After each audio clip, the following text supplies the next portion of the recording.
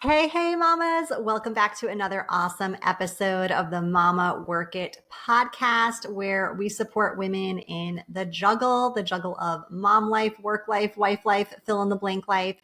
So happy you're here. If you're new, my name is Marissa Lonick. I am your host and the founder of Mama Work It and a mom of 4 kiddos. So I'm excited to introduce you to our guest today. It is the perfect topic for the season. Her name is Carrie Lupoli. She's a certified nutritionist, speaker, educator, and award-winning behavior specialist. As a former D1 athlete, Carrie struggled with disordered eating, which motivated her to seek lasting solutions for herself and her 2 daughters. She founded Disruptive Nutrition and Diet Disruptors, which is an Apple Top 100 health and wellness podcast, to empower families to achieve optimal health through the science of blood sugar stabilization and behavior change. She also co-founded PFC3, a health and wellness brand to certify and support other health pros, highlighting her dedication to improving workplace wellness and providing nutrition solutions.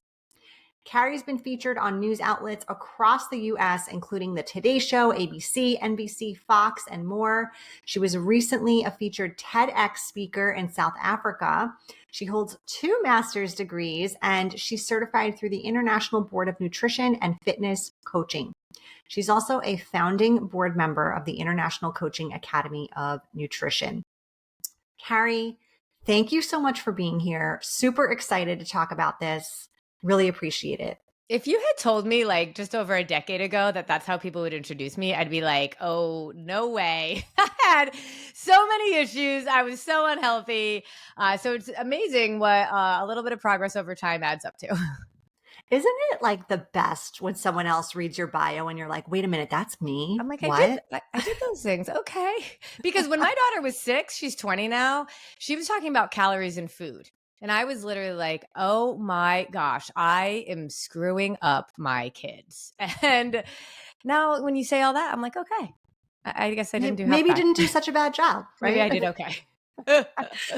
Well, let's talk about how this journey came to be. Give us like the quick and dirty version of Carrie Lupoli's journey to where she is now. I think as I've learned, like my story is not that different. You might have like, it might not have been pizza, but it might have been something else. It was like your moment where you're like, I am stuck. I am in a bad place. And for me, it was on a Friday family pizza night when my kids were 5 and 6 years old. And I never ate the pizza because I ordered salad with dressing on the side. I was always on a diet. I was always stressing about what I looked like, how much I weighed. I couldn't lose all the weight from pregnancy. It was just like food completely ruled my life, calories, macros, all of the things. And when my 5-year-old said to my 6-year-old, why does mommy never eat the pizza? And my 6-year-old said, oh, because it has too many calories. Right then and there, I knew. I was like, oh my gosh. And when I think about that, I think, wait a minute. This is what we teach women. We teach women to count calories, to count macros, to like enter all the food that they're eating into an app. And so why is it actually so appalling that a 6-year-old is starting to talk about that? If it's that appalling, and everybody tells me, nutritionists, doctors, those same ones that teach women how to count calories, they're all appalled by that story. So I think, wait a minute, there's a disconnect here. If this is what we're teaching women to do, but yet we would be appalled that a 6-year-old talks about that, like there's some mismatch here. And that was a moment of like, I got to figure something out because I knew I had disordered eating. I just thought it was normal. It was like what I contended with. And my mom had it, my grandmother, and I was right there just determined to change my family tree. Yeah. Mm-hmm. I love that. Yeah. I mean, I don't love that happened to you, but I love that was your moment, that story, Yeah, I just feel like every one of us has a disruptive event at different times in our life, and it reinvents us. And as much as I actually talk about this a lot with my clients, I call it the purpose cycle. Like women I always say, listen, we were not put on this earth to find the right diet. We were put on this earth for a purpose, one uniquely curated just for us. In order for us to fulfill that purpose, we have to be the healthiest version of ourselves. But what ends up happening is like women are like, well, how do I know what my purpose is? How do I like, I was raising my kids and then they go to college and then what it is. And what I've learned over the years is like, we're always serving our purpose. Our purpose is being served in the moments that we are serving others and that we are impacting others. And there will always be this disruptive event that happens in the middle of what we are doing in the middle of life that either throws us for a loop or changes us in some way that actually allows us to get more insightful, have more wisdom, and to be able to actually impact others deeper. I went through multiple years of infertility, all because of my health, not realizing all of those things were connected. And thank God I had that, because I have the daughter I now needed to have, but also I can help others through that. So that disruptive event reinvented me. And this pizza moment reinvented me. And so I now look at these challenges in our life as almost like, sometimes I'm sitting back, I'm like, okay, it's like a Netflix movie or a Netflix show. Like, what's going to happen next? How am I going to be reinvented after this next challenge? So I love that we're recording this with the holidays coming up soon. Why does this season in particular feel so triggering for us when it comes to food, when it comes to routines? I mean, I think that this is such a loaded question because I think we don't actually have the mindsets of true what health means. And so, and it's something we do, it's not who we are. I think at the end of the day, I'm actually just finishing my book right now. And I have this whole chapter on like, what do we want and why do we want it? And I think for so many women, it's this never ending quest to lose weight, to fix our broken bodies, especially as we get into menopause. I'm 50. I went through menopause at 46. And this is like, my body is changing so much and we're mad at ourselves. We're mad at our bodies. In order to fix our bodies, we have to punish ourselves. We have to go through these restrictive approaches to be able to have worth and have value, because the whole goal is to look a certain way so that we can then have the value, be accepted, all of that. And it's hard. And because we're very confused, there's so much misinformation out there, and our why is not strong. Like when I say to women, do you want to lose weight or do you want to be healthy? They're like, well, I mean, I want to lose weight, but of course I want to be healthy. And I'm like, so when we go after weight loss, we will do things that are inevitably unhealthy because we are so focused on weight. But when we actually truly identify what the healthiest version of us does, says, thinks, and believes, and we go after health, weight loss is a byproduct without a doubt. But what does it mean to be healthy? And I know you talk a lot about time management and about really being able to have systems and balance in our life. That's part of being healthy. But because we focus so much on weight, that throws everything for a loop. So when the holidays then come along, we are on this quest to lose weight, and we can only do it when we are perfect. We can only do it when life is not crazy. We can only do it when there's not stress, because what diet have you ever been able to do on vacation while you're stressed or when life lifes? None. So it's like Christmas surprises us, the holidays surprise us. Like it's based in food, which is the thing we have been told is bad, which is the thing that we have been told we don't have enough willpower around.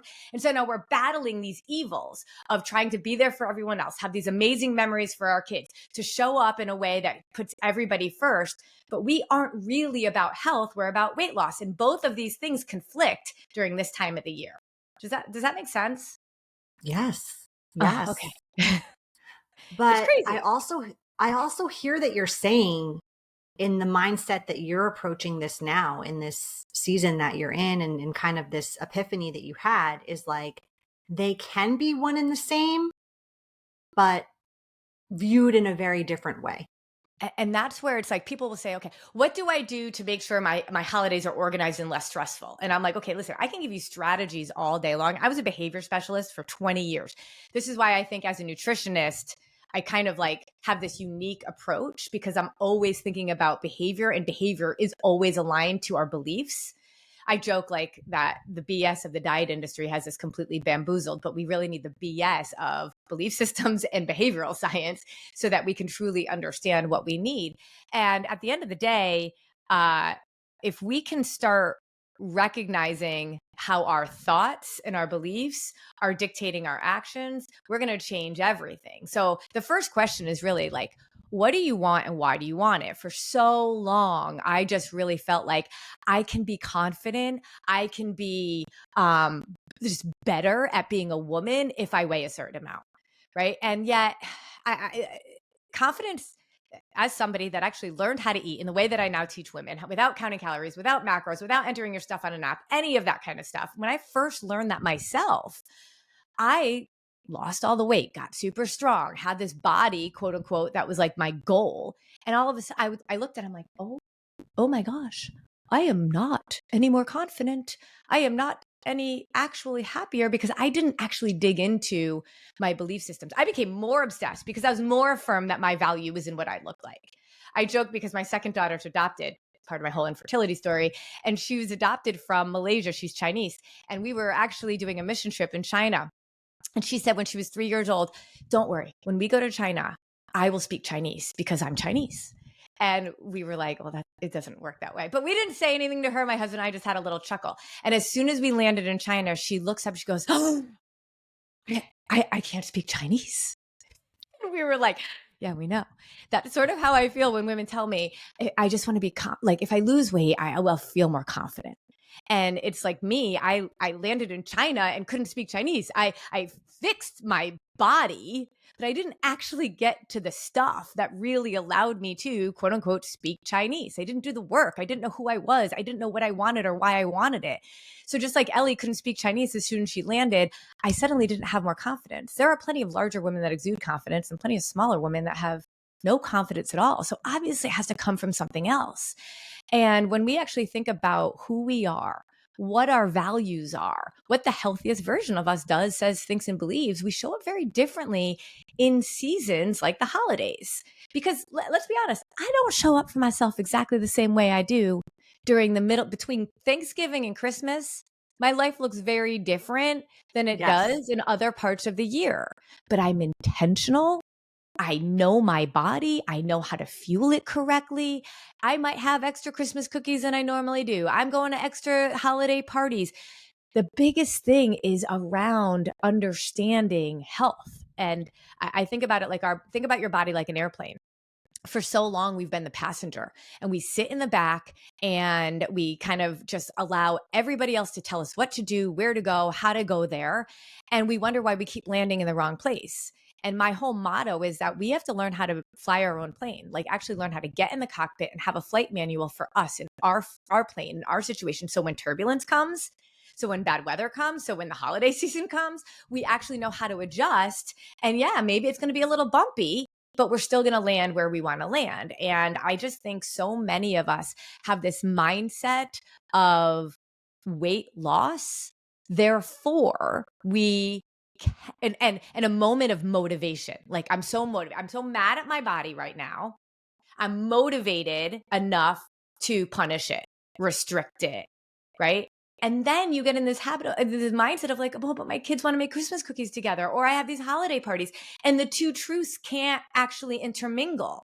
But what if the truth does not rely on deprivation and restriction for you to be healthy? And what if you actually had a definition of health that was flexible and adaptable and was intentional? It changes everything in the way that you approach the holiday season. Yeah. Yeah. And especially this season, right? It's so deeply rooted in emotion.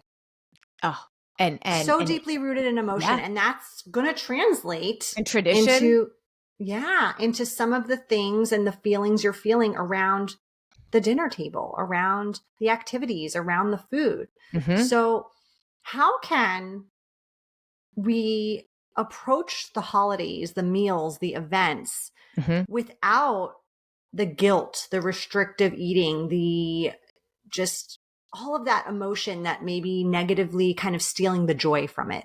Okay. So I think there's a few different pieces of the puzzle. So I'm going to teach you some like logistic, like people are always like, Carrie, just tell me what to eat. Just tell me what to eat. And I'm like, okay, let's do some nutrition training here so people understand their bodies a little bit more.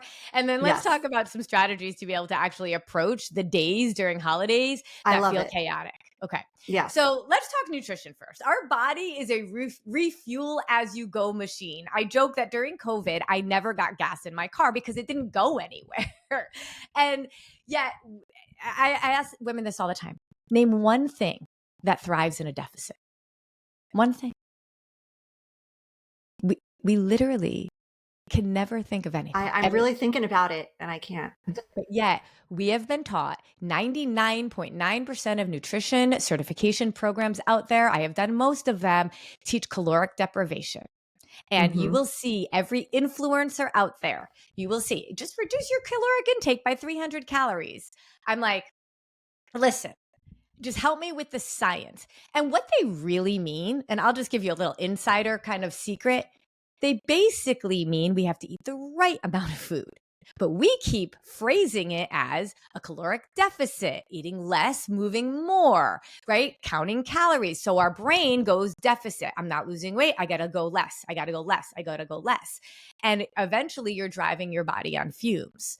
And the more and more we do that with every single diet we're on, we're actually throwing all of our hormones, our metabolism, and our metabolic health completely out the window. When I work with women, a lot of them will come to me in their 50s. And I have a woman the other day, she was 330 pounds. She had never not been on a diet. So how is it that you can diet your way to 330 pounds and diabetes?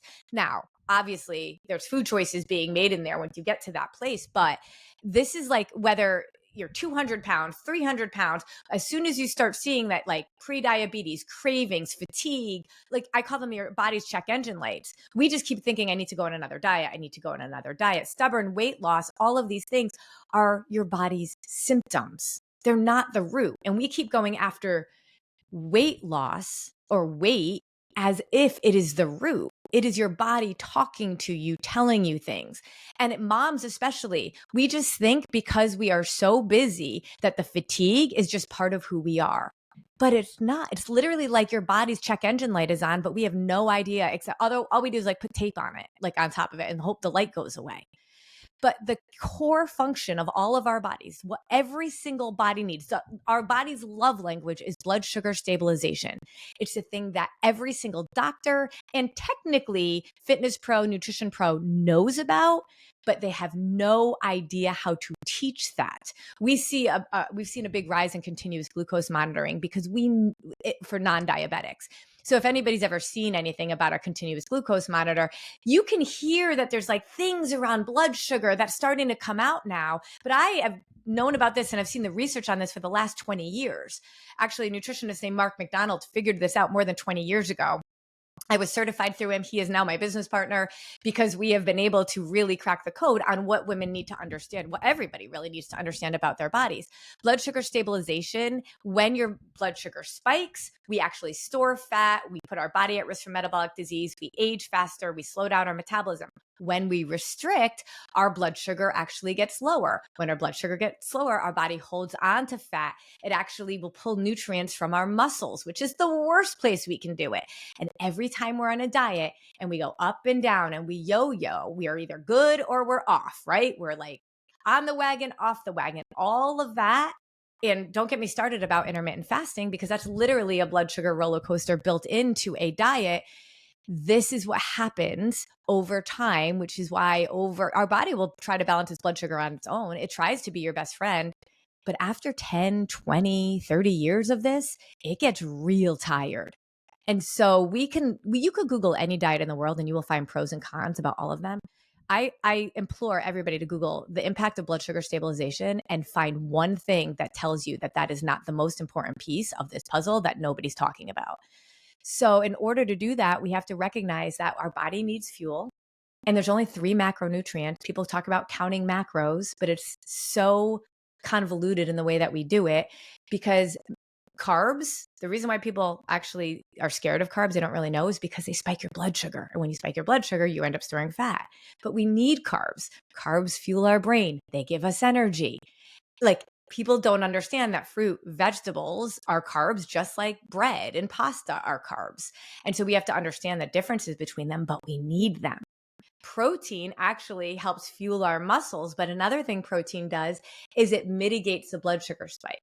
So anytime we spike our blood sugar, our body will release insulin to try to mitigate that spike and try to control the foundational need it has to keep it balanced. But it won't like if it over releases insulin over years and years and years, insulin's a hormone. Once one hormone is off, all hormones are off. Hello, menopause. When you're stressed, your cortisol goes up, your glucose goes up, your blood sugar goes up, your body releases insulin to try to mitigate that spike, and it becomes this cycle for decades. But when you eat protein at the same time that you eat a carb, the protein mitigates that spike, not needing your body to release as much insulin. And then when you have fat at the same time, these three macros were actually meant to be eaten together. That actually fuels your brain, cushions your organs, and helps you digest the carb and the protein slower. Eating what we call PFC3, it's actually what we've trademarked to be able to teach women. If you can eat a protein, fat, and carb and not stress about it, but eat when you're ready to eat until you're satisfied, about every 3 hours, from within an hour of waking up until about an hour of going to bed, without tracking, without measuring, without any of that, it is incredible how immediately energy goes up. I have a woman after 2 weeks went off depression medication that she had been on for 25 years. Because once your body's in homeostasis, which is balance, everything works better. So it's like we can't save all our calories for a big meal and the holiday dinner or the holiday party. We don't want to do that. We want to be fueling ourselves with small PFC meals throughout the day. And it works great because it's sort of like if you're at a party, you can graze and eat your protein, fat, and carb, not because you want to lose weight, but because you want to be the healthiest version of yourself and be able to show up for people. Does that make sense? That's like quick nutrition 101 that nobody teaches. Yeah. No, it makes a lot of sense. And it's contrary to a lot of the things, the fads and the things people are getting the Instagram ads for and the things that they're seeing other people, lose weight on and things like that. And so it's fascinating. Well, and that's why the whole question is, what do you want? And why do you want it? Because I know, I'm 50 and I'm stronger and leaner than I was when I was in my 40s. However, or my 30s actually, or even when I was an athlete. And I'm definitely healthier when I think about my time management, my knowledge of who I am, when I think about the health around my own personal life. Like every aspect, my finances are healthier because I show up healthier in every aspect of my life. But eating, this is where the problem is. So many women think eating is like the thing, but our blood sugar and so many different pieces of the puzzle are impacted. So nutrition is the foundation, but so is movement and sleep and stress and hydration and supplementation. I call them the 6 spinning plates. But I also know that we can make incredible progress just showing up for ourselves 1% at a time. That is it. And I often say, if you start your day with morning time, literally, even if it's 5 minutes, every mom will feel like they don't have enough time to show up for themselves. And I'm like, listen, if you can show up for 5 minutes and get your intention set for the day and really understand, getting grounded in gratitude, and then even just like taking a look at your day ahead and figuring out where am I going to plug in a little bit of time where I'm showing up in a healthy way for myself, it adds up and adds up. So food is a big piece of it, but it's like, if we really want to be healthy, obsessing about food it's only one piece of the puzzle. But when it comes to the holidays, when it comes to fueling our bodies, so many of us just get this conflict of feeling like you have to restrict. And then we wonder why we're so much more stressed. We wonder why we have so much more anxiety. A huge piece of this is because your blood sugar is absolutely out of whack. And the more you restrict, the more stressed your body gets. You may feel like it's a psychological stress, but it is most likely a very physiological stress. And so just thinking about fueling my body throughout the day and trusting, ready to eat, satisfied, never feeling too hungry, never feeling too full, it'll change the way you show up every single day. It's incredible. Well, and I would say too, because I've been there with those restrictive years and always on a diet and things like that. I would say those are the years, even though I went in with a restrictive mindset, that I probably ate more than I should have, because I would have that mindset of like, well, it's the holidays. I guess I'll just let myself go for the next week or so. For the next 2 months, and I'll start again in January. Yes, or I'll start again in January. So what's wrong with that mindset too, of like, it's almost like you want to like treat yourself. Yeah. during Well, the because we're so holidays. restricted. right? I Yeah. mean, just think about the concept of a cheat meal. A cheat meal sounds like we're cheating. It sounds bad. Yes. It sounds But negative. Yeah. the way that I look at food, food is not good or bad. I don't even look at food as healthy or unhealthy because it becomes binary. What happens when you eat something bad or unhealthy? How do you feel? Yucky. Guilty, right? Shame. Like, and you might not feel good in your body either. But very often when we eat something quote unquote bad or unhealthy, we then fill ourselves with guilt and shame. Right. So we give Mm-hmm. ourselves these permission. You know what? Forget it. I'm just going off because I want to eat what I want to eat when I want to eat it. And I'll start again in January because our mindset is not health, it is weight. Always. Mm. But when we recognize food serves my body and food serves my soul, and I need both. What a different way of showing up for yourself. And this is why morning time is so important. Because if we're eating throughout the day, I'm always eating more to serve my body than I am to serve my soul, just naturally. Because I don't love, like think about this. Like when your kids, if my kids used to say, I wish we could have Christmas every day. And I'm like, you don't want Christmas every day because then it won't be, you won't like appreciate it and you'll be broke, but like it won't be special.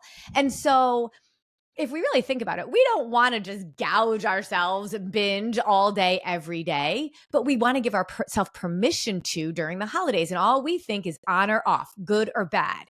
And I'm really trying to flip the switch in our beliefs around food serves my body and food serves my soul.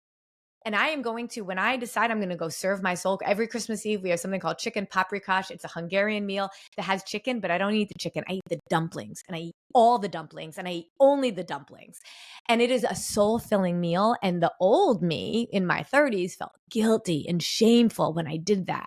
Now I am like, I don't break the promise to myself. We are intentionally having this appreciation meal because I appreciate this. And like I'm eating all day long. So I don't walk into a meal with my blood sugar really low where I'm craving carbs and craving sugar. I'm fueling myself all day long and I'm serving my body more than I'm serving my soul. And what an amazing balance that is because I feel good. And if it's not about weight, now, even if it is about weight, you're still going to make more progress that way. But if it really is about health, then it's like, oh my gosh, I just achieved a healthy balance in my mindset about this. And during the holiday season, I serve my soul a whole lot more than I serve my soul during the rest of the year, but I'm intentional. And in morning time, I like actually reflect on it. Okay, what am I doing today? We have a party and I'm going to drink and I'm going to eat and I am going to not feel a bit of guilt. And that's one of the beautiful things about the concept of PFC3, or your next meal is always 3 hours away. And it's a philosophy for life. There's no guilt. You literally you can't go back and past. You have no control over what happened in the past. And so if you were off, you served your soul a little more than you serve your body. Your next meal is 3 hours away and you just serve your body. And it's such a different way of showing up. But again, I will stress all day long, if you are there to lose weight, it will still continue to haunt you. I refuse to have my kids take care of me when I'm in my 80s. Refuse. And I don't need a flat stomach to be able to actually really be healthy. I want to be able to get up off the floor when I fall. I want to be able to kick a soccer ball with my great grandkids when I'm in my 80s. Those things that I do today are going to matter for my goals later. We don't have a goal number on the scale that is out of our control. We cannot control the number on the scale, but I can control my behaviors. I can control what I think, and I can control how I show up for myself. I just might show up for myself a little different over the holidays, but full of grace and intentionality and knowing that I absolutely should, because food and parties and the holidays are tradition, our fellowship, but I also can practice the discipline of declining when I want to. And this is part of morning time. If I know I'm going to go to a party and I've already been to 2 parties that week, I'm like, you know what? I'm not going to drink at this party. I'm not going to. I'm going to enjoy myself and I'm not going to drink. But here's the thing. I get to make the rules. I get to make the decisions based on how I feel and my why being bigger than a number on the scale. Bigger. Because once you're healthy, your body lets go of all the stuff that you've been holding on to. So good. Yes. It's pretty So wild. empowered entering into this season. Yes. Thank you. Yeah. And there's one more piece I think we have to recognize when we walk into the season. Again, why morning time I think is so important. We often think, and I have to say this to my teenage or 19 and 20-year-old daughters all the time, our feelings feel very, very real. They feel very, very true. So when we feel stressed, when we feel anxious, when we feel emotional, when we feel whatever we feel, we interpret that as truth. And we might not be able to control our feelings, but we absolutely can control our thoughts. And so I teach something called the cognitive triangle. It's 3 points. Think about a triangle. It's got 3 points to it: feelings, thoughts, and actions. You just need 2 points of the triangle to be able to then influence the third. So we often think and react based on our feelings. If I think carbs are bad, or if I believe carbs are bad, then I will feel guilty when I have them, and I will try to stay away from them, and then I will have this whole crazy relationship about carbs. But if I actually feel something like, let's talk about if I believe and I feel stressed because there's carbs on the table, and I've always been taught to avoid carbs, I can feel stressed about it. I can feel anxious. I don't have to fight that. That's a really hard thing to control. But I can think something different. And this is why education and knowledge are so important, and why all the confusion out there is actually more debilitating than we realize, because we get very confused and we can't control our thoughts. But when I actually recognize and say, food serves my body and food serves my soul, and I can decide if this dumpling meal is something that I really am going to enjoy for myself, or I can remind myself that carbs give me energy and I need carbs. And then I can do something based on my thought and not based on my feelings. And I just think that as women, we correlate our feelings with our actions. Like, I feel stressed, so I am stressed. And it becomes part of our identity and part of our truth. I feel overwhelmed, so guess what? You are gonna be overwhelmed. But just because you feel that way doesn't mean that has to be the truth. We do have to have a high level of awareness, though, to be able to shift our thinking so that we can then shift what we do. Yeah, Mm-hmm. absolutely. Yep. I think we just always consider feelings and thoughts to be all in one. One and the same. They don't have to be. And I think that's a big realization for women and for moms. And how often are we like, my daughter just had a really, really stressful weekend, and I had to fly out to her college to go help deal with it because it was a big deal.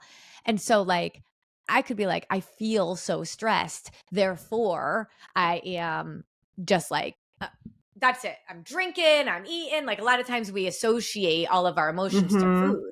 But if we can start to separate that a little bit more, we can start to recognize that food as a therapist might not actually be getting me to my health. And that's another reason why weight, it doesn't work as a goal. Because think about it. If you're like, your goal is to lose 40 pounds and you come home on a Monday night and you're super stressed out and there's chocolate cake on the counter, you're like, screw it, I'm not going to lose 40 pounds by tomorrow. But if I really identify what the healthiest version of me does, says, thinks, and believes, I know that chocolate cake isn't going to help me with my stress. And so a healthier version of me does something to replace those old behaviors with healthier ones, not because of weight, but because of who I really truly want to be for me, my family, and the impact that I have in this world. Yes, absolutely. Okay. There we go. We figured out the holidays. Check.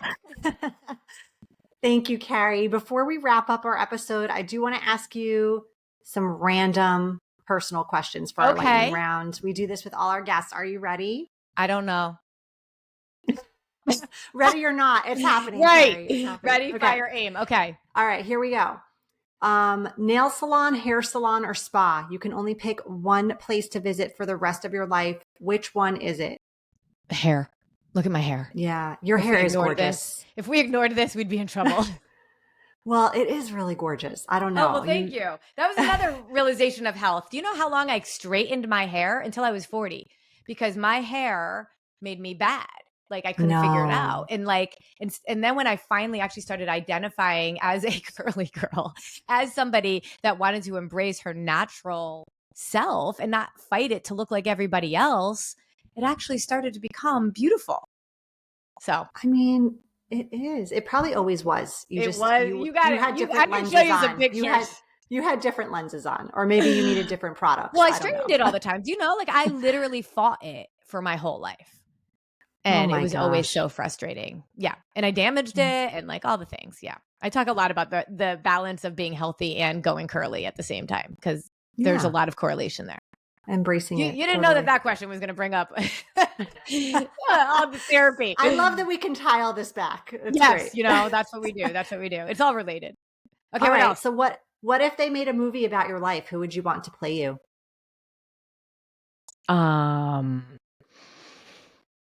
Sandra Bullock. Oh, yes. Yes, I love her. I just think she's like Would we smart. make her get a perm for the movie? She probably would have to. I think she would have to. No? Okay. Yeah. She's an adopted mama too. And there's Sandra Bullock. All right. Last question. If you could have any superpower, what would it be? Oh, I think you'll appreciate this one.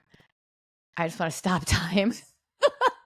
If I can just stop time, there are some moments I'm like, just let me have this for a little bit longer. Pause. Yeah. Although I think I would have maybe I'd even go back in time because you look at the pictures and videos of your kids and you're like, I did not appreciate it. And I know it was hard, right? It was hard. And let's just not sugarcoat it at all. It is the hardest time.